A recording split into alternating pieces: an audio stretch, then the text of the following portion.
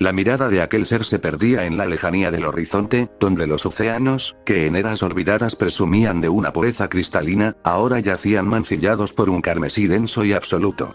Aquella tonalidad era tan profunda y siniestra que su mera contemplación dictaba una sentencia de muerte inminente, un presagio funesto tallado en la geografía misma.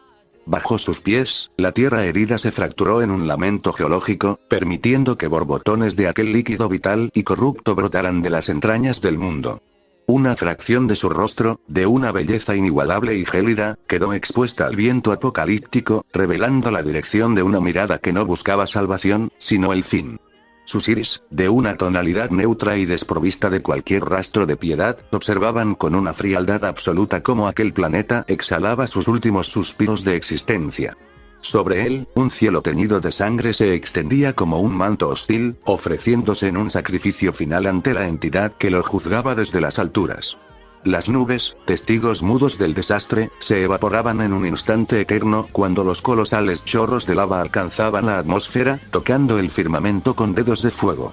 El estado del orbe era tan deplorable y catastrófico que cualquier observador habría jurado que la colisión final ocurriría en un latido. Sin embargo, a aquel soberano del asesinato y la destrucción, tal panorama no parecía afectarle en lo más mínimo. Para él, este escenario de desolación era una constante, una visión que había contemplado una infinidad de veces y que, con una frialdad cortante, admitía disfrutar como el más exquisito y maravilloso espectáculo de su carrera. En aquel paraje ya no quedaba rastro de vida. Cualquier chispa de existencia remanente estaba condenada a perecer en la pirra funeraria de ese mundo. Según sus cálculos precisos, la explosión final era inminente, concediendo al planeta apenas un milenio más de agonía antes de su extinción total. Considerando que su labor allí había concluido, el poderoso rey asesino decidió partir hacia su siguiente destino, un lugar que aguardaba en la remota vastedad del cosmos. Se elevó con una gracia que desafiaba las leyes de la física hasta abandonar la órbita, quedando suspendido en el vacío gélido y absoluto del espacio exterior. Sin conceder una sola mirada atrás, extendió dos de sus dedos con una elegancia letal y disparó una ráfaga de energía tan pura y concentrada que, al impactar con la corteza, provocó una deflagración que borró cualquier vestigio de que aquel mundo alguna vez hubiera existido. Sintió con una indiferencia casi divina cómo la vitalidad se desvanecía, marchándose con ella toda firma de energía que alguna vez habitó ese suelo. En el silencio de la nada, se cuestionó cuántos mundos había reducido a polvo estelar en los últimos años. Una cifra irrelevante para él. Al final, todo formaba parte de su propósito. Aniquilar lo viejo para que una nueva vida, quizás más digna, brotara de las cenizas de la anterior. Su camino lo condujo al planeta 4032, verde, 877, un mundo donde el cielo resplandecía con la luz de un astro joven y radiante. El canto de las aves tejía una melodía que adornaba una mañana aparentemente perfecta. La brisa, inicialmente suave, comenzó a agitarse con una violencia repentina, transformándose en vientos bruscos que presagiaban una llegada imponente. Debido a una ventisca de una potencia descomunal, las nubes que decoraban el firmamento se desvanecieron por completo, dejando el cielo desnudo. Sus pies, calzados con la elegancia de un guerrero de alto rango, tocaron el suelo mientras la brisa del lugar agitaba su azabache y perfecta cabellera. Se encontraba en la cima de un acantilado, dominando con su presencia una vista espectacular que se extendía ante él. Mientras él escudriñaba el paisaje con desdén, en la profundidad de un templo de mármol y oro, las sábanas níveas que cubrían a una deidad fueron apartadas con urgencia. Al percibir una perturbación en el tejido mismo del ambiente, ella se levantó y, escoltada por sus sirvientes, salió a explorar los parajes que consideraba de su propiedad. Usó sus sentidos para rastrear la anomalía, buscando a aquel intruso que había osado alterar su paz. No era una mujer estúpida. Aunque no detectara una firma de energía convencional, la presión física y espiritual que había sentido instantes antes era la prueba de que alguien o algo de un poder abrumador estaba presente. Tras minutos de búsqueda infructuosa, su vista no logró divisar nada, lo que la llevó a desistir momentáneamente. Sin embargo, el incidente era demasiado grave para ignorarlo. Debía consultarlo con sus pares del Consejo Olímpico. Se dio la vuelta para regresar a su templo, moviéndose con una celeridad nacida de la inquietud. Una vez en el balcón de su residencia, desde uno de los puntos más altos de Atenas, contempló el precipicio que se abría a sus pies. Alzó la vista hacia las colinas que presumía poseer, perdiéndose en la inmensidad del paisaje. Por un momento, la belleza del entorno la distrajo de la lejanía. No obstante, al recobrar el enfoque, su visión captó la silueta extraña de un hombre que caminaba con una indiferencia absoluta por el suelo sagrado que pisaba. La distancia le impedía ver su rostro, pero era evidente que aquel sujeto disfrutaba de la vista con una calma que rayaba en la insolencia. Aquel hombre misterioso, el rey asesino, notó su presencia de inmediato. Al sentirse observado, giró su mirada hacia la mujer que lo contemplaba con una mezcla de miedo y curiosidad. Ella se estremeció cuando sus ojos se cruzaron. La figura sombría del guerrero proyectaba un destello rojizo desde una parte de su rostro que parecía señalarla directamente. Su cuerpo, a pesar de su naturaleza divina, se vio invadido por un temblor incontrolable ante una mirada capaz de intimidar al más valiente de los guerreros. Impulsada por una curiosidad que superaba su temor, quiso acercarse para indagar sobre la procedencia de tal fenómeno. Sin embargo, bastó un segundo de distracción para que, al volver a mirar, el sitio quedara desierto. Él se había marchado sin dejar rastro. Interesante, los terrícolas han resurgido en el planeta, susurró el hombre con una voz que helaba la sangre. La última vez que visité este mundo fue hace más de un eón. Un suspiro de tiempo, a mi parecer. Sabía que este incidente no pasaría desapercibido. Tanto los dioses olímpicos como los nórdicos habrían sentido esa presión perturbadora, una fuerza que no se manifestaba en la historia desde tiempos inmemoriales. Ni siquiera cuando fueron sometidos de manera humillante por aquella deidad que se proclamaba la máxima autoridad del universo, aquella que dictaba quién merecía la vida y quién era indigno de su creación. Milenios atrás, los dioses habían intentado oponerse a tal autoridad, dudando de sus palabras y tomándolas como una burla. En aquel entonces, un joven Zeus, embriagado por su reciente victoria sobre Crono, creía que no existía ser más poderoso que el padre del cosmos. Subestimando a la entidad, los dioses propusieron un combate 1 contra 1, enviando desde el más débil hasta el más fuerte para probar su valía. Pero aquel ser no se rebajó a luchar contra lo que consideraba simples humanos bendecidos con habilidades mediocres.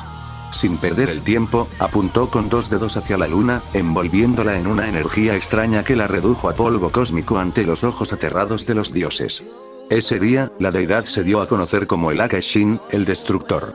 En el presente, Zeus se encontraba sumido en un trance, incapaz de reaccionar ante la realidad, lo que despertaba la extrañeza de sus iguales. La reunión del consejo en el Valhalla se vio interrumpida por la llegada de Afrodita, cuya belleza palidecía ante la tensión del ambiente. El tema central era la pesadez del aire que todos habían percibido. Afrodita informó que la presencia fue más fuerte en su territorio y que había divisado la silueta de un sujeto desconocido. Mientras tanto, el destino de 7 millones de años de historia humana pendía de un hilo. No sería una guerra o un desastre natural lo que acabaría con el hombre, sino la voluntad de sus propios creadores. Los dioses estaban a punto de tomar una decisión que no les correspondía, ignorando que el ser al que tanto temían no permitiría tal atropello. «Ya es hora, Brunhilda», exclamó una pequeña valquiria en los pasillos del consejo. Dentro, un anciano Zeus daba inicio a la asamblea para decidir si la humanidad viviría 1000 años más o sería extinguida. Shiva y Afrodita votaron por la destrucción, calificando a los humanos como una plaga que marchitaba el mundo. Zeus, con un golpe de mazo, estaba a punto de sentenciar el fin cuando Brunhilda intervino. Con una seguridad que desafiaba a la divinidad, propuso el Ragnarok, un torneo de 13 contra 13 donde los humanos podrían demostrar si eran dignos de vivir. El silencio fue sepulcral, pues la idea de que un mortal venciera a un dios se consideraba una broma ridícula. Pero Brunhilda, usando el orgullo de los dioses como arma, sugirió que tenían miedo, lo que provocó la furia y la posterior aceptación del reto por parte de Zeus.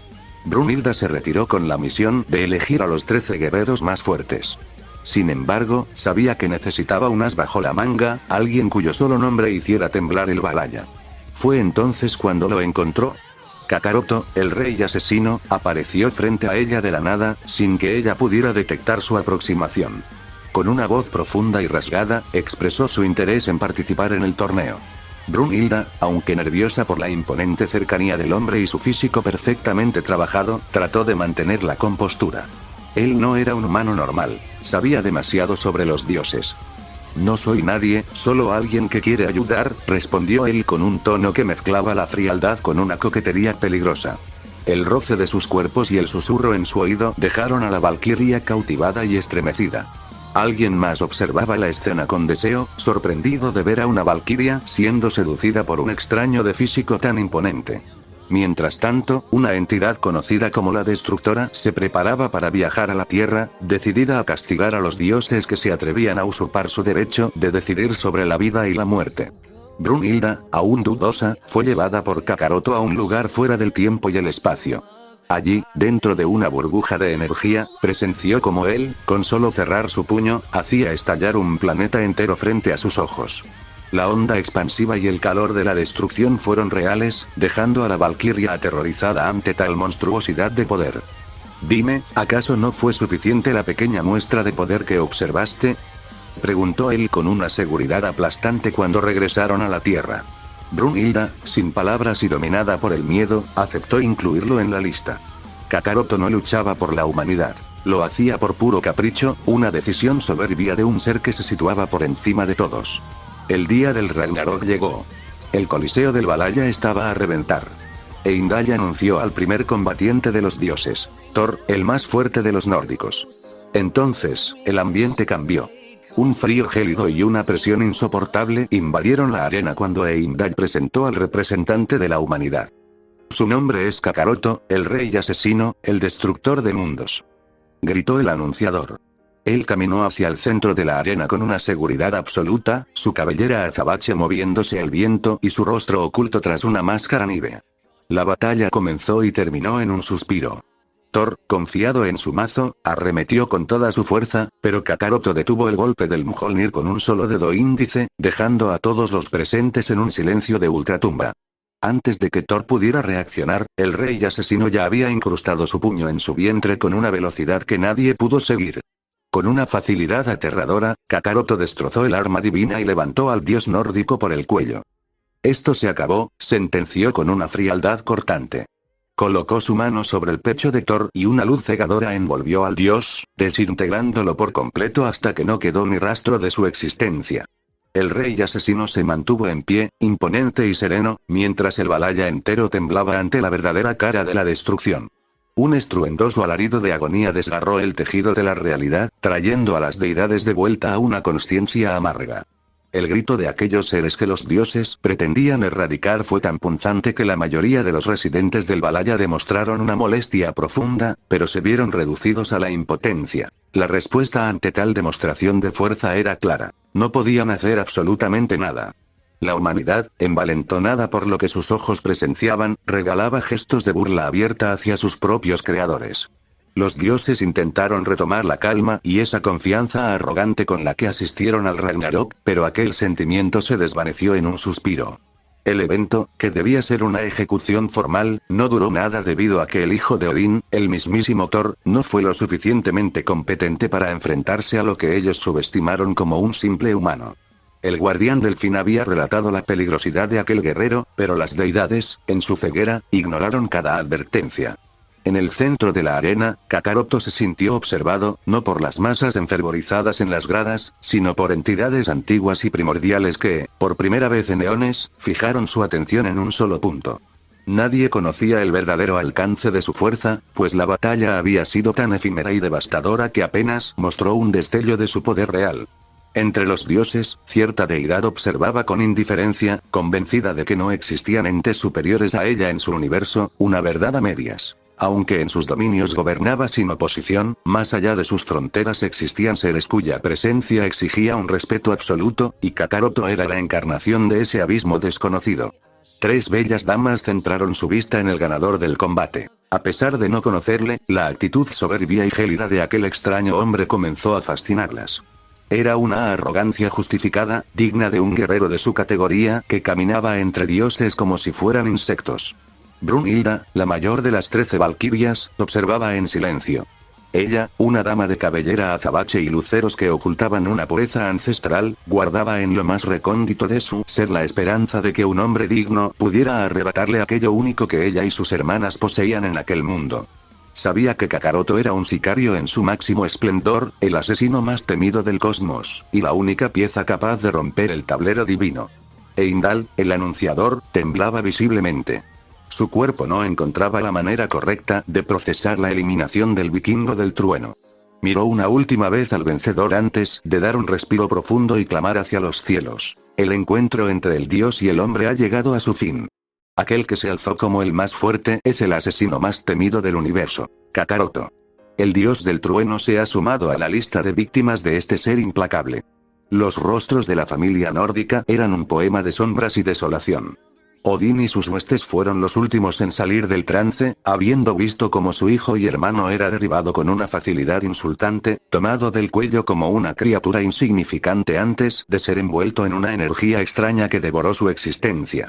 La vitalidad de Thor fue arrebatada por un hombre que lo miró con desprecio desde el primer segundo. Para Kakaroto, la máxima autoridad de los cielos no era más que un insecto a su merced. Con una imponencia que asfixiaba el aire, el rey asesino caminó hacia la salida. Antes de abandonar la arena, su voz rasgada y potente anunció que el próximo combate solo se llevaría a cabo cuando las deidades estuvieran realmente listas para morir. Se les concedieron unos días de tregua, sin un tiempo estimado, bajo la promesa de que se avisaría al público con un día de anticipación. A Kakaroto poco le importaba el torneo, pero decidió que sería interesante observar desde las sombras, e incluso intervenir si la situación lo requería. Brunhilda lo interceptó, deseosa de profundizar en el enigma que representaba a aquel guerrero. Ella notó algo especial en él, una conexión que iba más allá de un simple contrato de guerra. Al encontrarse, ella lo felicitó por luchar en nombre de la humanidad, pero la respuesta del sicario fue un dardo de hielo que le provocó un tic de irritación. No fue la gran cosa, exclamó él con una pesadez abrumadora. Ese supuesto dios del rayo resultó ser una decepción absoluta. Brunhilda, tratando de advertirle, mencionó que la familia de Thor buscaría venganza. Kakaroto soltó una carcajada seca y gélida. Como si eso me preocupara. Son simples insectos jugando a ser deidades. Si me atacan, acabaré con su mísera existencia como lo hice con ese tal Thor. Sin más interés, se despidió de la valquiria, asegurando que regresaría solo para presenciar el siguiente acto de aquel patético torneo. Al salir de la arena, su única preocupación era encontrar un lugar donde la mediocridad de los terrícolas no lo molestara. Él ya había sentido la energía divina que lo vigilaba desde lo alto del Coliseo incluso antes de que empezara el Ragnarok. Mientras se alejaba, siguiendo las indicaciones de que podía alojarse en los terrenos de los Olímpicos, una voz suave y sensual lo llamó por su nombre. Kakaroto giró el rostro, encontrándose con la mirada de una dama rubia de atributos imponentes. Afrodita. Ella lo felicitó con respeto, buscando causar una buena impresión ante el ser que había humillado al panteón nórdico. Sí, ese es mi nombre, respondió él con una voz tan profunda que denotaba un desinterés cortante. Afrodita, intrigada por su soberbia, le propuso hospedarse en su propio templo. Estaremos solo nosotros dos, sugirió ella con atrevimiento. Kakaroto, manteniendo un aire de caballero frío, aceptó tras admitir que desconocía su nombre. Ella se presentó como la diosa de la belleza, y él, en un gesto de galantería letal, besó su mano y le permitió un privilegio único. Solo tú puedes llamarme Goku. Caminaron hacia Atenas, donde se erigía su inmenso templo. Al abrirse las puertas mágicas, Goku se sorprendió por la sencillez del lugar. Esperaba oro y opulencia, pero encontró flora y fauna que le recordaron una paz antigua. Esa sencillez en la diosa lo cautivó mínimamente, haciéndole considerar que quedarse allí no sería una mala idea mientras esperaba el fin del Ragnarok. Un suspiro de nostalgia escapó de su pecho, lo que llevó a Afrodita a preguntar si algo le incomodaba. No se preocupe, no sucede nada, respondió él con una frialdad que hizo que la diosa frunciera el ceño. La noche cayó sobre Atenas, y mientras el viento frío recorría el templo, ambos intentaron romper el silencio. Afrodita, sintiéndose cada vez más atraída por la presencia imponente del sicario, le pidió que dejara la formalidad y le hablara de tú, a lo que él accedió por considerarlo un detalle irrelevante. En el balcón, bajo la luz de la luna, ella colocó su mano sobre la de él, notando que, aunque no parecía amigable, poseía la faceta de un caballero oscuro. «Goku, ¿qué hacías tan cerca de la valquiria ayer?», preguntó ella con tono juguetón. «Conseguía mi boleto para el Ragnarok», respondió él sin apartar la vista del horizonte. Ella insistió, insinuando que Brunhilda le gustaba, a lo que Goku admitió con franqueza directa que el carácter de la valquiria le atraía. La conversación se tornó más íntima. Goku confesó que Afrodita también le resultaba atractiva, hablando con una sinceridad carente de nerviosismo. Ella le explicó la complejidad de su título como diosa del amor y la lujuria, quejándose de los rumores que la pintaban como una mujer fácil o vinculada a Ares y Hefesto. Le relató su origen trágico de la espuma del mar y su soledad por haber nacido adulta, sin conocer jamás la infancia. Goku, aunque sereno, se mostró intrigado y ella aprovechó para preguntar por qué ocultaba su rostro tras una máscara. Me dedico a eliminar criminales y deidades por todo el universo. Mi rostro es un secreto que evita molestias innecesarias, sentenció él. Ante la insistencia de la diosa, Goku desprendió parte de su máscara. Sus ojos resplandecieron en un tono carmesí bajo la luna. Sus rostros se acercaron y sus labios se conectaron en un beso cargado de la electricidad del momento, mientras el viento amenazaba con desprender las vestiduras de la diosa. Al separarse, un hilo de saliva los unió brevemente antes de que él volviera a cubrirse. Afrodita le ofreció una habitación y, aunque él se negó inicialmente alegando que no necesitaba descanso, terminó cediendo. Al amanecer, Brunilda despertó cansada y sola, con el nombre de Kakaroto grabado en su mente. Se preparó para organizar el segundo combate, esperando volver a hablar con el hombre que había aplastado a Thor. Mientras tanto, en el templo de Afrodita, los rayos del sol irritaron a Goku, quien siempre mantenía la guardia alta e incluso en sueños, detectando cada presencia divina que intentaba rastrear su inescrutable flujo de energía. Se dirigió al baño, permitiendo que el agua refrescara su cuerpo tonificado mientras usaba el champú que le proporcionó la diosa. Al salir, solo con la prenda inferior puesta, escuchó a Afrodita llamar a la puerta con el desayuno. Al entrar y verlo semidesnudo, ella dejó caer la bandeja por la impresión, sonrojándose profundamente. Goku, con su voz rasgada, le recriminó el alboroto. Ella intentó ver su rostro mientras él se secaba con una toalla, pero el accesorio facial de Goku se materializó nuevamente en partículas blancas antes de que ella pudiera ver nada. Eres ingenua si crees que será tan fácil, se burló él. Con un chasquido de dedos, Goku limpió el desastre del desayuno, demostrando que poseía trucos que ella no comprendía. Afrodita se acercó coquetamente, deslizando sus manos por el torso desnudo de Goku y dejando volar su imaginación. Él la sujetó por la cintura, atrayéndola con brusquedad y enterrando su rostro en sus atributos, mientras ella gemía invitándolo a disfrutar. Sin embargo, el dispositivo de Goku parpadeó. Era un aviso de Brunilda. Un holograma proyectó a la Valquiria anunciando el siguiente combate. Adán contra Zeus. El padre de la humanidad contra el padre del cosmos. Esto será interesante, comentó Goku con una voz más grave de lo habitual, haciendo que un escalofrío recorriera a Afrodita. Goku admitió que volvería a luchar si encontraba a alguien interesante. Cuando Afrodita presumió ser una diosa poderosa que votó por la eliminación humana, Goku se burló, pero luego la llamó linda con una sinceridad que la cautivó. Ella intentó retomar el momento sensual, pero Goku la detuvo. No pienso quedarme aquí todo el día. Pidió su traje, y Afrodita, tras oler la prenda con deleite, se la entregó. Él planeaba recorrer los terrenos griegos y nórdicos, a pesar de que ella le advirtió que no sería bien recibido tras matar a Thor. Eso tiene solución, sentenció él. Ante la intriga de la diosa, Goku liberó su poder. Su musculatura aumentó, su cabello azabache se tornó rosa y un pendiente esmeralda resplandeció en su oreja. Serás la primera en ver mi rostro, dijo antes de romper su máscara definitivamente. Sus ojos, ahora grisáceos como una tormenta, se posaron en ella.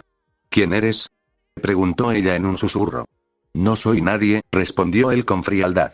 Afrodita lo besó con desesperación, confesando que quería conocerlo y quizás enamorarse. Esas son palabras mayores, respondió él con la sabiduría de quien ha vivido millones de años.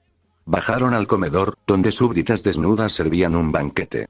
Dos de ellas se sentaron en las piernas de Goku, intentando comprobar si era digno de su señora. Cuando una de ellas intentó tocarlo íntimamente, Afrodita la detuvo con celos. Goku observó todo con un desinterés absoluto, rechazando la oferta de pasar la noche con alguna de ellas. El tiempo fluyó y llegó el día del segundo combate. En la arena restaurada por los dioses, Heimdall presentó a Adán, el hombre que odiaba a los dioses más que a nada, el padre de la humanidad. Afrodita lo encontró tierno, pero Goku, observando con ojos analíticos, murmuró: las apariencias engañan, supongo que le irá bien. Entonces apareció Zeus, el padre del cosmos, quien pasó de ser un anciano frágil a un gigante de 3 metros de puro músculo. Espero que estés preparado, niño. Rugió Zeus, dando inicio a una batalla que el rey asesino observaba con una calma aterradora desde su lugar de honor. El estruendo de un impacto cataclísmico reverberó por cada rincón de la arena, sacudiendo los cimientos mismos de la creación, pues el autor de semejante agresión no era otro que el imponente Zeus, el soberano del cosmos. Sin embargo, el puño devastador del dios no halló la carne del hombre al que iba dirigido, sino que se hundió con violencia en el suelo, levantando una columna de escombros, debido a que aquel guerrero logró evadir el ataque con una elegancia gélida, sin que una sola gota de sudor perturbara su frente. El líquido carmesí brotó de las heridas del dios, bañando el suelo por completo y formando un charco rojizo que marcaba el territorio de la caída de una divinidad. ¿Eso es todo lo que el soberano del universo tiene para ofrecer?, preguntó Adam con una calma aterradora, habiendo devuelto el golpe con una intensidad idéntica a la recibida, sin que el ojo divino pudiera siquiera percibir el movimiento.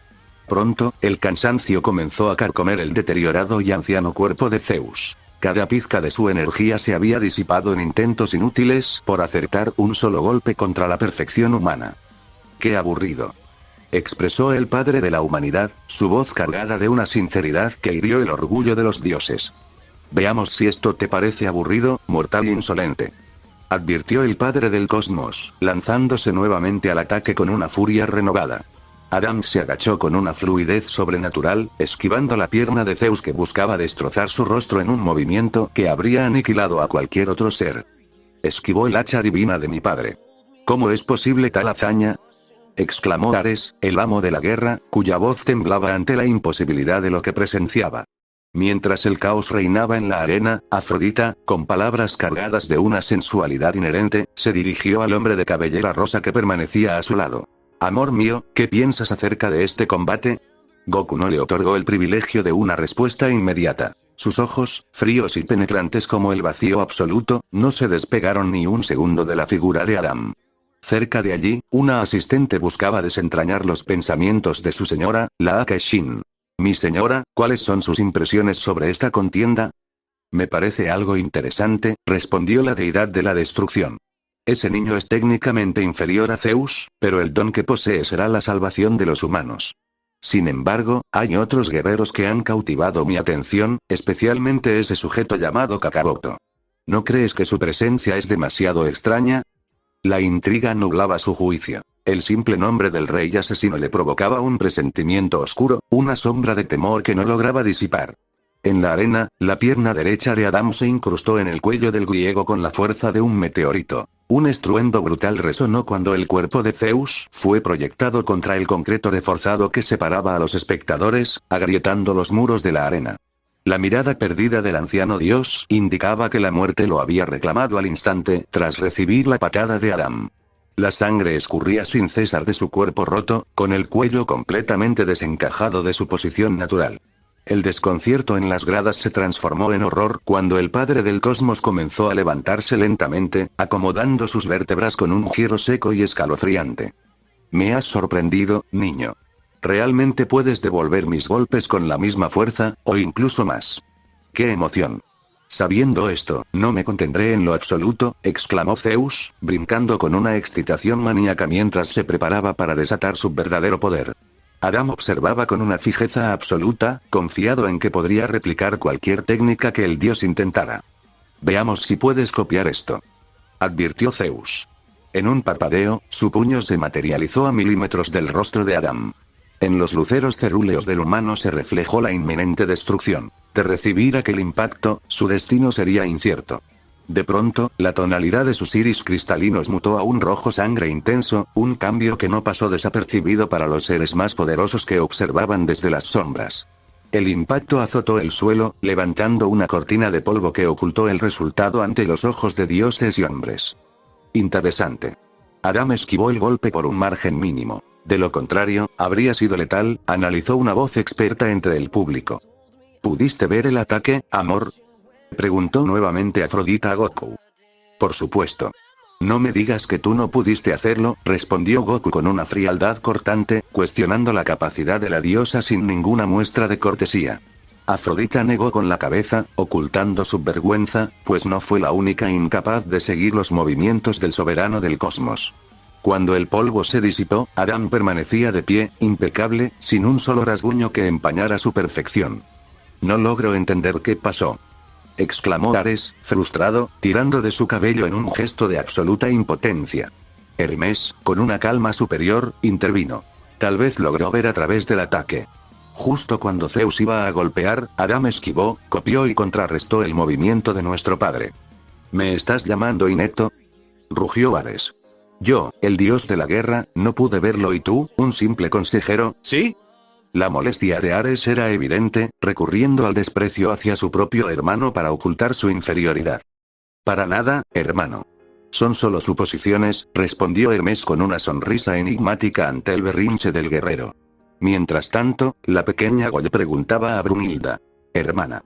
¿No se supone que Shiva pelearía contra Adam?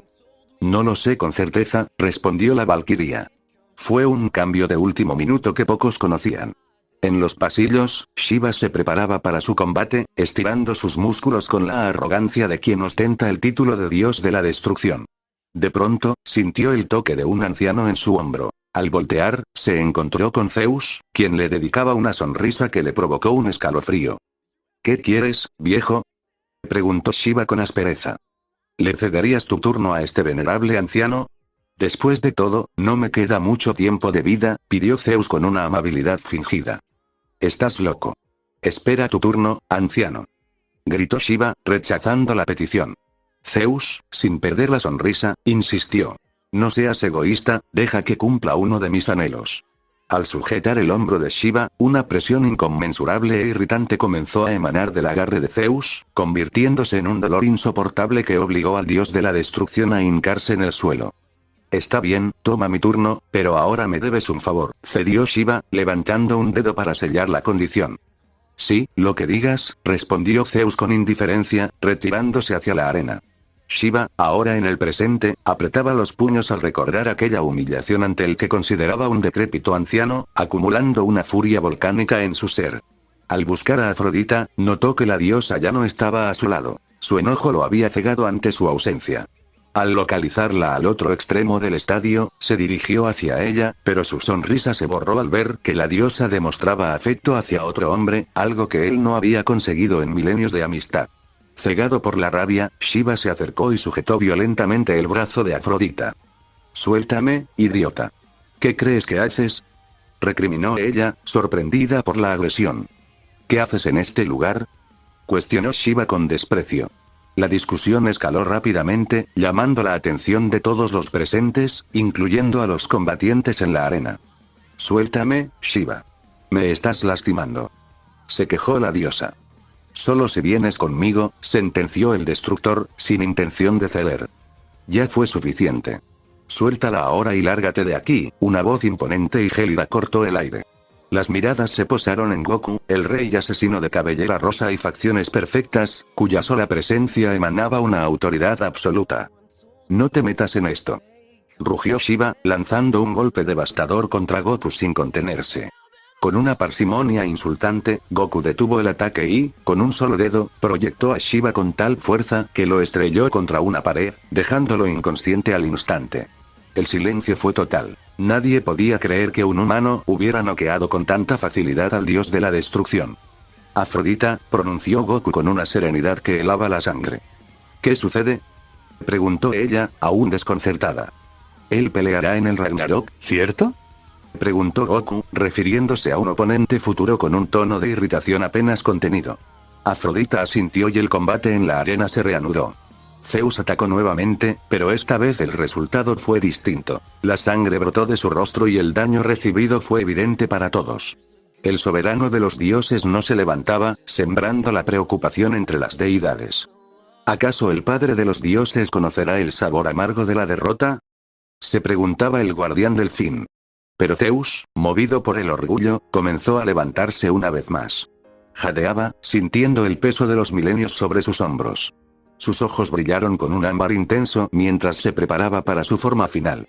«Dime una cosa», interpeló Zeus a Adam, «¿por qué luchas contra nosotros? ¿Es por odio o venganza?»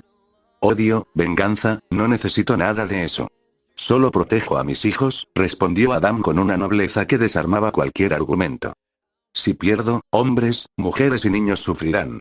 Mi victoria es fundamental para ellos». «Entiendo». Tus propósitos son nobles, pero eso no impedirá que vaya con todo, sentenció Zeus. Hazlo. Jamás pedí tu misericordia, desafió Adam. Los músculos de Zeus comenzaron a comprimirse en una transformación grotesca y dolorosa, acompañada de gritos inhumanos. Finalmente, emergió su forma Adamas. Un ser de puro hueso y músculos mínimos, con una piel oscura y una mirada de muerte dirigida a Adam. Zeus arremetió con una velocidad inaudita. Aunque Adam esquivaba, su cuerpo comenzaba a colapsar internamente por el esfuerzo. Es una batalla de resistencia, comentó un espectador mientras servía vino en copas con las efigies de los combatientes. Zeus encadenó el golpe meteoro, el hacha divina y el golpe que superó el tiempo. Tarde o temprano, la forma Adamas le cobraría factura, una técnica que no había perfeccionado en milenios. Al atardecer, ambos guerreros estaban al límite. Adam parecía el más dañado a pesar de no haber recibido golpes directos. La sangre comenzó a brotar de los ojos de Adam, sumiendo a la humanidad en la tristeza. Sin embargo, una sonrisa se dibujó en el rostro de Adam. Zeus yacía inconsciente a su lado. Adam recordó la fruta que el enigmático hombre de la máscara le había entregado antes del encuentro. Estaba profundamente agradecido con aquel sujeto, Kakaroto, pues de haberse unido a la Valquiria, su destino habría sido la derrota. Sus rodillas finalmente cedieron y Adam cayó al suelo, inconsciente pero victorioso. Gracias, Kakaroto, fue su último susurro antes de desplomarse. El anunciador, recuperando el aliento, proclamó: el ganador de este combate es el padre de la humanidad, Adam. El grito de júbilo de los humanos ensordeció a los dioses. La humanidad lideraba 2-0.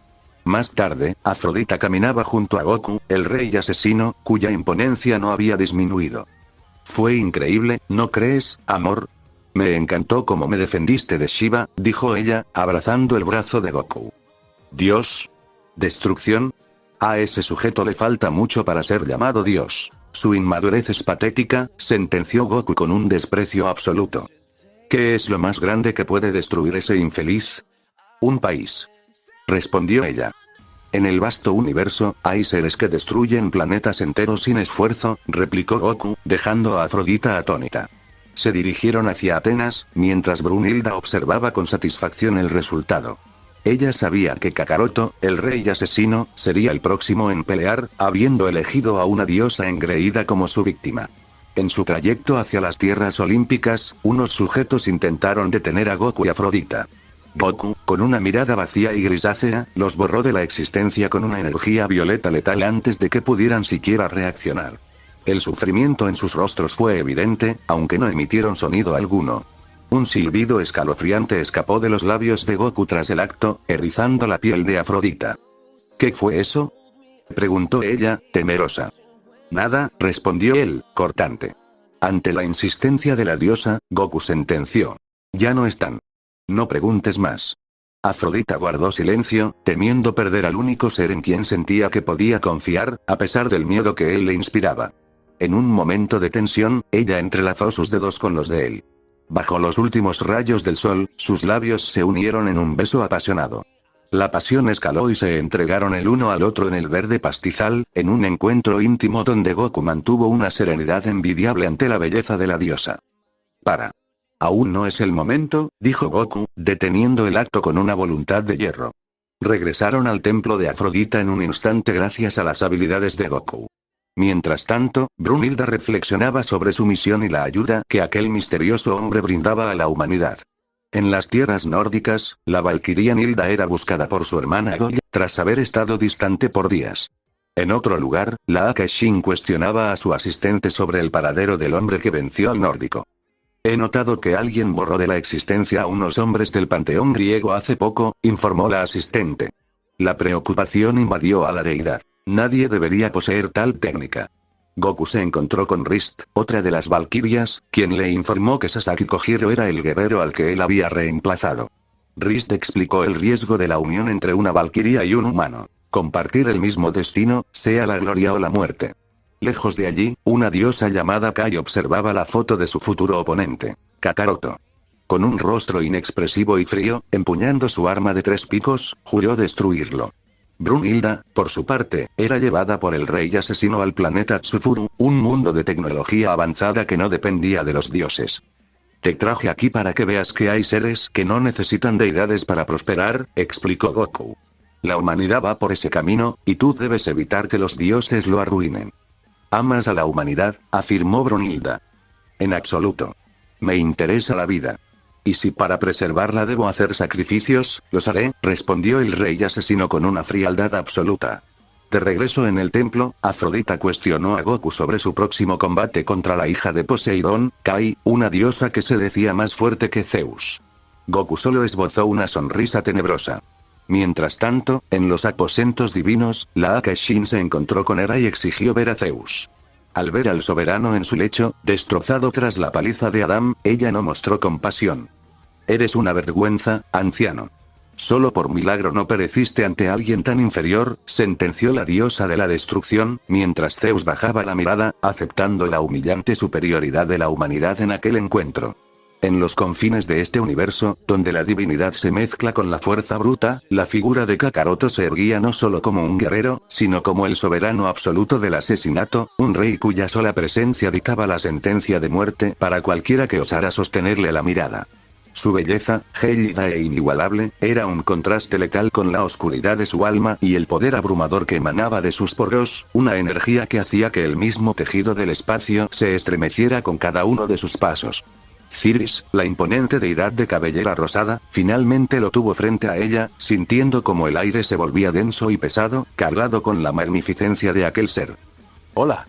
Un gusto conocerlo», exclamó ella, tratando de mantener una compostura que se desmoronaba ante la frialdad que despedía el azabache. Kakaroto, con una indiferencia que rayaba en el desprecio, apenas desvió sus ojos hacia ella, reflejando un desconcierto aparente que ocultaba un análisis letal de su oponente. «Hola, supongo, disculpe, ¿la conozco?», preguntó, con una voz profunda que resonó como un trueno lejano, cargada de una serenidad que solo poseen aquellos que han trascendido el miedo. Ciris, intentando recuperar terreno, vociferó con una sonrisa de lado, aunque sus ojos traicionaban su nerviosismo. «No había tenido la oportunidad de conocer a tan espléndido guerrero, le he estado observando desde que llegué a este planeta, espero que eso no le moleste». La respuesta del rey asesino fue inmediata y cortante, demostrando una perspicacia que dejó a la deidad en un asombro absoluto. «¿Qué necesita de mí la Akashin?», soltó él, desnudando las intenciones de la mujer antes de que ella pudiera siquiera articular su propósito. Ciris ocultó su impresión tras una máscara de cortesía. «Vaya. Es un honor que sepa acerca de mí. Sé muchas cosas. Y aún mejor sería bueno que me dijera qué necesita usted de mí», replicó Kakaroto, manteniendo una calma glacial, una imponencia que invalidaba cualquier jerarquía divina. La deidad, ahora más interesada, comentó sobre su actitud, comparándola con la furia mostrada en su primer combate. «Iré al punto, solamente quería conocerlo porque desde que lo vi supe que no era alguien normal y bueno, al parecer acerté». Kakaroto extendió su mano derecha, cubierta por un guante negro que simbolizaba su estatus como el ejecutor supremo. «Kakaroto, pero eso usted ya debe de saberlo, igualmente es un gusto conocerla, Akashin». Ciris estrechó su mano, sintiendo la dureza de un guerrero que no conocía la derrota. «Ciris. Igualmente es un gusto poder cruzar palabras con usted». Sin embargo, la paciencia del rey asesino era limitada. Él sabía que ella buscaba desentrañar los secretos de su origen y su poder, por lo que se limitó a responder con monosílabos, ignorando las preguntas que consideraba irrelevantes para su propósito. Esta actitud comenzó a tensar el ambiente, pues Ciris, acostumbrada a la pleitesía por su rango, se sentía ninguneada por la falta de atención del Saiyajin. En ese instante de fricción, Afrodita, la diosa de la belleza cuya apariencia podía rivalizar con cualquier concepto de perfección divina, emergió entre la multitud. Al ver a su amante conversando con otra mujer de tal calibre, un sentimiento de posesividad la invadió. Se acercó rápidamente, rodeando el brazo de Kakaroto y presionándolo contra sus generosos atributos en un gesto de clara marcación de territorio. «Hola, amor. ¿Con quién hablas?», preguntó ella, desafiante. Kakaroto ni siquiera se inmutó, su cuerpo era una roca inamovible ante el afecto de la diosa. «No hablaba con nadie en especial, solo con ella», respondió, señalando a la pelirrosa como si fuera un objeto trivial. Ciris, indignada por ser minimizada de tal forma, cuestionó la identidad de la rubia. «Ella es mi mujer. Su nombre es Afrodita, ¿no es así, amor?». sentenció Kakaroto con una autoridad que no admitía réplica, provocando que el corazón de la diosa de la belleza latiera con una fuerza incontrolable y sus mejillas se tiñeran de un carmesí profundo ante la declaración pública de su dueño. Afrodita, tartamudeando por la emoción, apenas pudo presentarse antes de que Cirris, con voz seca y cargada de molestia, retomara el control de su compostura, enfocando su mirada en el hombre que parecía dominar no solo a los dioses, sino al destino mismo. Días después, Kakaroto y Afrodita recorrían los pasajes más antiguos de aquel mundo, un museo que albergaba reliquias sagradas como el rayo de Zeus. El rey asesino observaba las pinturas con una mirada analítica, ignorando los murmullos de miedo y los resentimientos que su presencia generaba entre los dioses y semidioses. La exhibición de una réplica del Mjolnir, destruido junto a Thor en manos de Kakaroto, servía como un recordatorio constante de su poder destructivo. De pronto, un niño de unos 7 años, movido por una mezcla de valor e ingenuidad, se interpuso en su camino. «Oye tú. Te estoy hablando, hazme caso», gritó el infante, mientras sus padres intentaban frenarlo con pavor. Kakaroto se detuvo, su sombra cubriendo al pequeño como un manto de oscuridad. Se puso a su altura, sus ojos clavándose en los del niño con una intensidad que detuvo el tiempo. «¿Qué quieres, mocoso?», preguntó con una voz que carecía de toda calidez. El niño, al borde del llanto, reclamó. «¿Por qué lo hiciste? ¿Por qué acabaste con su vida? Yo lo admiraba». La respuesta de Kakaroto fue una lección de cruda realidad. ¿Por qué? Por la misma razón que aquel insecto quiso pelear. Mala fue su suerte porque le tocó contra mí. Sin mirar atrás, retomó su marcha, dejando tras de sí el eco de su crueldad y la certeza de que en su mundo no existía la piedad para los débiles. Mientras tanto, en un rincón de su memoria, Cirris recordaba los eventos que la forjaron. Imágenes de su padre intentando abusar de ella y cómo ella, en un acto de defensa y odio, lo atravesó con su propio tridente. Aquel dios, en su agonía, no pidió perdón, sino que le exigió actuar como la deidad que era, una lección impartida a costa de su propia vida. Cirris miraba las reliquias de su reino, objetos que pertenecieron al hombre que asesinó, preguntándose por qué la presencia de Kakaroto despertaba tales recuerdos de sangre. Por otro lado, las valquirias Brunilda, Rist y la pequeña Goya caminaban hacia unas praderas cercanas. Rist, con una curiosidad juguetona, interrogaba a Brunilda sobre su relación con el Saiyajin. «Parece que se conocen más de la cuenta, te vi muy nerviosa ante aquel sujeto». Brunilda intentaba evadir el tema, pero el recuerdo de su primer encuentro con Kakaroto, un cruce cargado de una tensión sexual y una imponencia que la dejó sin aliento, le erizaba la piel. «No hemos tenido encuentros normales, espero que con eso te baste», respondió Brunilda, alejándose para ocultar el rubor que delataba sus pensamientos más íntimos sobre el hombre que había desafiado al cielo mismo. El poder de Kakaroto no solo residía en su fuerza física, sino en su capacidad para ocultar su presencia incluso de las deidades más altas del séptimo universo.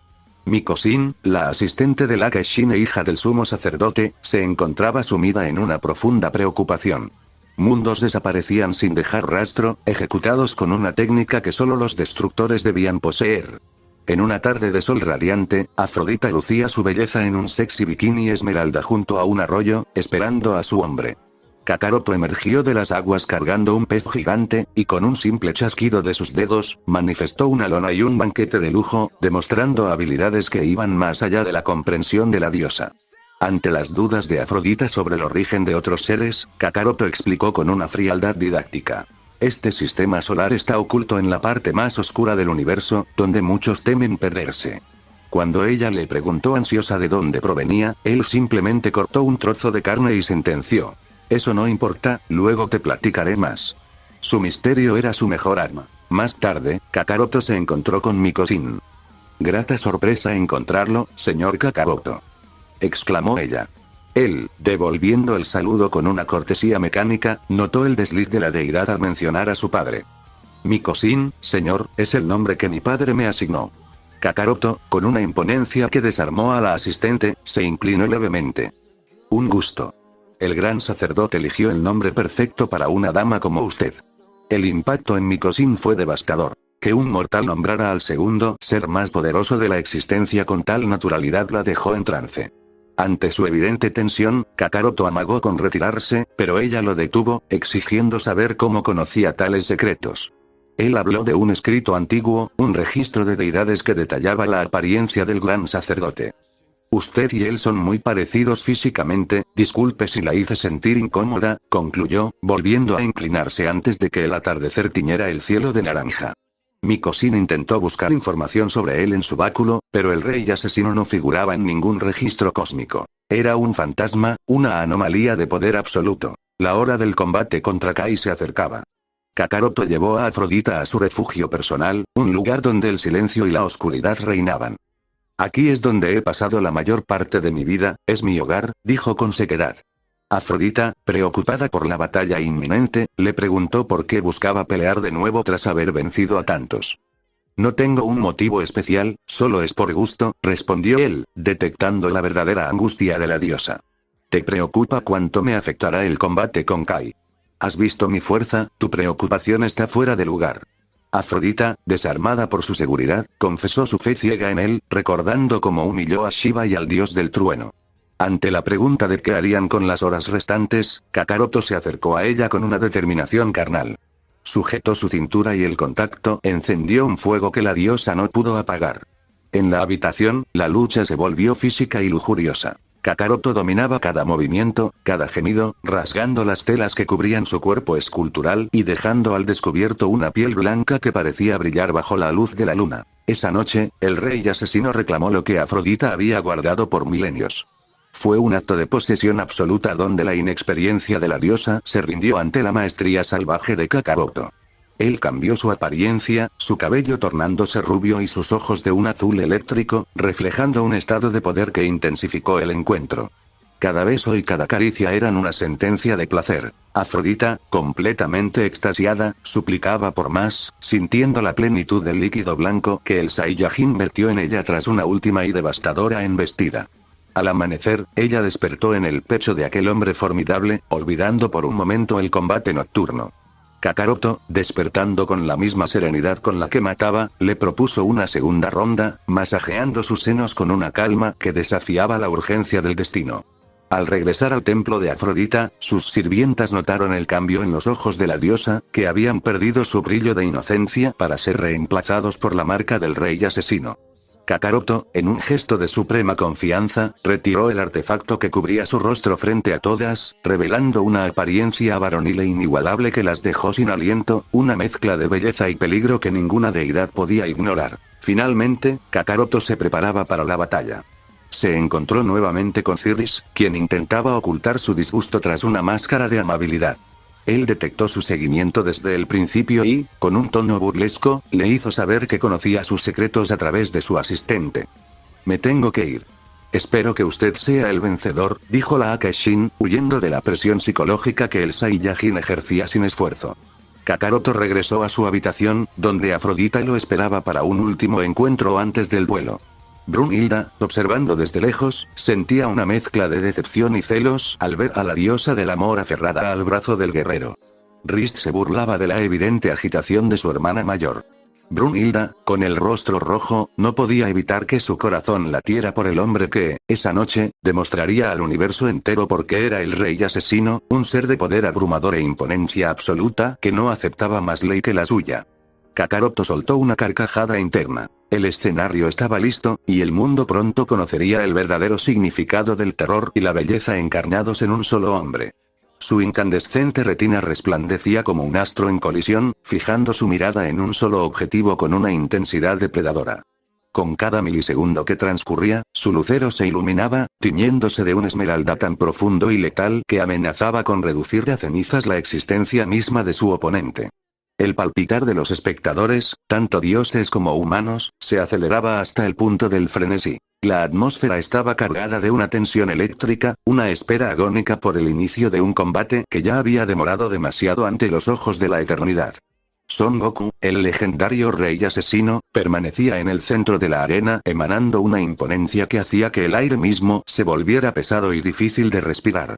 Su belleza, inigualable y gélida, contrastaba con el aura de muerte que le rodeaba, una combinación perfecta de perfección física y poder abrumador que obligaba a las deidades a cuestionar su propia superioridad. La brisa nocturna agitaba su cabello azabache, mientras el polvo del escenario se elevaba en espirales, como si la tierra misma temblara ante su presencia. Las aguas circundantes se estremecieron violentamente cuando su oponente, la fría diosa Kai, desenvainó su arma y comenzó a silbar un cántico extraño y hostil que agitó las mareas con una brusquedad sobrenatural. Goku se mantuvo impasible, con los brazos cruzados y una expresión de soberano desprecio. Decidió, por un instante, ser un espectador más de aquella vana demostración de hostilidad. La diosa, ignorando por completo al guardián del fin del mundo, lanzó su tridente con la velocidad de un rayo, buscando perforar el pecho del Saiyajin antes de que se anunciara formalmente el combate. El arma surcó el aire con un silbido mortal, pero Goku ni siquiera parpadeó.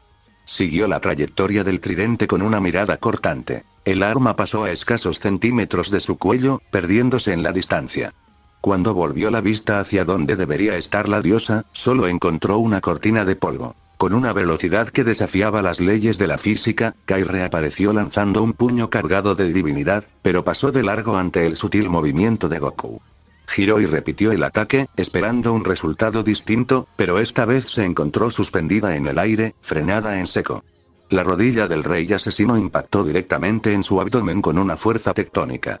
La escena era devastadora para la deidad. El carmesí se desbordó de su boca de forma apresurada y su inexpresivo rostro se transformó en una máscara de agonía pura. Con un esfuerzo sobrehumano, la diosa logró retroceder unos metros, usando la pierna del sicario como punto de apoyo para un salto desesperado. Al llevar su mano a la zona del impacto, sus ojos se abrieron con un asombro aterrador. El contacto le reveló que sus tejidos estaban magullados y blandos, dañados a un nivel que ella consideraba imposible. Vivía engañada en una burbuja de invulnerabilidad que Goku acababa de estallar con un solo golpe. La cólera comenzó a fluir por el cuerpo de la diosa, un hecho que no pasó desapercibido para los presentes. Sin embargo, aquel que debería haber estado alarmado permanecía allí, sin mover un solo músculo, bañado por la luz del satélite que hacía su figura casi imperceptible bajo sus ropajes oscuros. Para los dioses arrogantes, esto debía ser una broma, un plan orquestado para dar dramatismo, pues su orgullo no les permitía aceptar la realidad. Estaban ante un hombre que los superaba en cada fibra de su ser. ¿Qué está pasando?, exclamó el anunciador. Por primera vez, la deidad más temida muestra gestos de dolor. Esto no pinta nada bien. En las gradas, Ares, el robusto dios de la guerra, tiraba de sus cabellos rubios en un estado de desesperación absoluta, incapaz de procesar la humillación de su panteón. Buscó la opinión de Hermes, quien observaba con una tranquilidad exasperante. «Es muy precipitado que te exaltes de esa manera, Ares», respondió Hermes con una frialdad que cortó el aire. «¿Por qué buscas mi opinión si tú eres el especialista en combate?». La respuesta fue tan cortante que Ares se sintió humillado, intentando ocultar su estrés tras una máscara de egocentrismo, alegando que solo quería saber qué pensaba un simple espectador. Hermes, ignorando el ridículo título de su hermano, centró su atención nuevamente en la arena. Allí, el brillo esmeralda de la retina de Goku superaba la luz de la luna. Afrodita, desde su palco, observaba embobada cómo su hombre se desempeñaba con una brutalidad elegante. Un sutil tinte rosa cruzaba sus mejillas al recordar que solo ella había disfrutado de aquel cuerpo que le provocaba sensaciones más allá de lo terrenal. Mientras tanto, Shiva, el destructor, observaba desde el otro extremo devorado por los celos, preguntándose por qué la diosa miraba con tal devoción a un simple humano, sin saber que aquel sujeto de cabellera rosa y el sicario frente a ellos eran la misma persona que lo había humillado en el pasado. Kai, recuperando el oxígeno que el rodillazo de Goku le había arrebatado, maldecía internamente. Sabía que debía evitar cualquier impacto en su abdomen ya fracturado. Miró con rabia la silueta del guerrero, pero de pronto, él ya no estaba. Sus ojos empezaron a ver múltiples imágenes de Goku rodeándola. «Shishinoken, ¿cierto?», preguntó ella con un tono que buscaba confirmar su sospecha. En los palcos de las deidades superiores, la tensión era máxima. Miko, la ángel guía, advirtió con seriedad que la energía de Goku seguía siendo imperceptible, un hecho que alarmó a la destructora Cirris, aunque ésta intentara ocultarlo bajo una fachada de desinterés. Las siluetas de Goku atacaron al unísono, rompiendo la defensa de la diosa como si fuera papel. 10 impactos simultáneos atravesaron su guardia, y con cada golpe, las imágenes residuales se desvanecían, dejando a Kai nuevamente en el suelo, escupiendo sangre sobre el duro pavimento. La confusión reinaba en las gradas. La diosa que los representaba estaba brutalmente doblegada, su orgullo manchado por el líquido carmesí. Los dioses nórdicos estaban fuera de sí.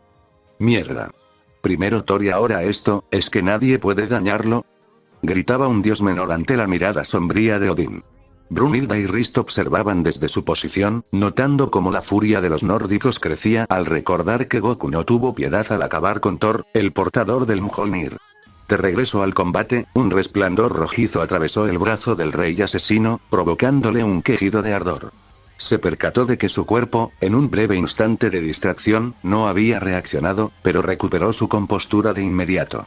Una ráfaga de ataques perforó el aire, y los quejidos de la diosa se hicieron audibles para todo el público, quien ahora sentía lástima por la reina de los mares. Goku se posicionó frente a ella, mirándola desde su altura con una imponencia que cortaba el aliento. Kai, de rodillas y con el llanto de impotencia asomando en sus ojos, esperaba el final. El rey asesino la sujetó de su lacio cabello rubio, alzándola hasta su altura. No hubo palabras, solo una mirada gélida que prometía el vacío. Con un último golpe, la mandó a estrellarse contra los muros del estadio, provocándole un daño interno que ninguna deidad podría sanar naturalmente. Las aguas cristalinas se tiñeron de un rojo intenso mientras la diosa se aferraba a su arma, alimentándose de recuerdos amargos. «Tienes suerte, hoy ando de buenas», sentenció la voz profunda de Goku, que resonó por primera vez en la arena, cautivando incluso a su enemiga. «No me apetece acabar con tu vida, pero este combate lo gano yo». El anunciador, con un nudo en la garganta, proclamó la tercera victoria consecutiva de la humanidad. 2 de ellas habían sido contundentes, gracias a este hombre que se alzó en lo más alto sin permitir que Kai le hiciera un daño real. Al retirarse de la arena, Afrodita lo abordó, reprochándole su salvajismo, a lo que él respondió con un desinterés cortante. «Fui demasiado suave. Si hubiera querido, estaría muerta como el anterior». Su caminar era el de un soberano que no rinde cuentas a nadie. Randgriff, otra de las valquirias, se acercó tímidamente para invitarlo a solas, dejando ver sus atributos en un intento de seducción. Sin embargo, la interrupción de Afrodita y Brunhilda detuvo la escena. Goku, manteniendo su seriedad inamovible, aceptó la invitación para otro día, palabras que calmaron momentáneamente las aguas entre las féminas. En las profundidades del océano, Kai reposaba inconsciente, despertando días después con la humillación grabada en su alma. Sin embargo, la indiferencia con la que Goku la trató despertó en ella un sentimiento retorcido de admiración y deseo. Decidió que debía recompensarlo con lo más preciado que tenía, ella misma.